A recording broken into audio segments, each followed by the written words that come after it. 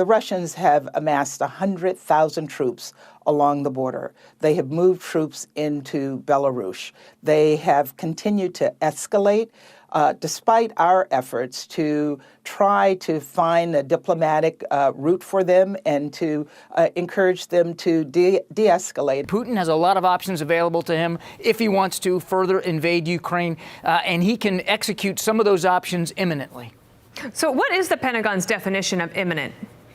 Imminent means it could happen really honestly at any time. What we've been doing is first given Ukraine the kinds of defensive lethal equipment that they need in order to be able to make this, if Russia makes that big mistake and moves in, a very bloody fight and slow Moscow's roll. So defensive lethal equipment like anti-tank, like anti-air. We are under constant attack, especially in the cyberspace, and we're trying everything possible and doing everything possible to strengthen our capabilities there as well.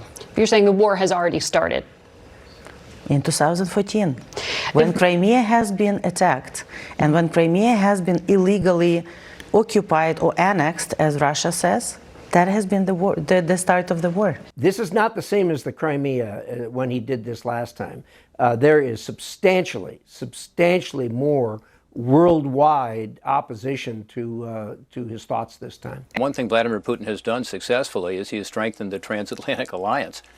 And it's countries around the world who are looking at this and saying, we cannot let this stand, and we cannot let this happen. For the first time in nearly 80 years since World War II, we could have a major conflict with, and a very bloody conflict in Europe, unless we stand up together and push back. And so far, so good. We're doing that. My hope is that Vladimir Putin will see that and realize that the consequences will be devastating for him. Your president said Ukraine's grateful for support, but I can't be like other politicians who are grateful to the United States just for being the United States. What does he mean by that? Because it sounds a lot like there's some friction here.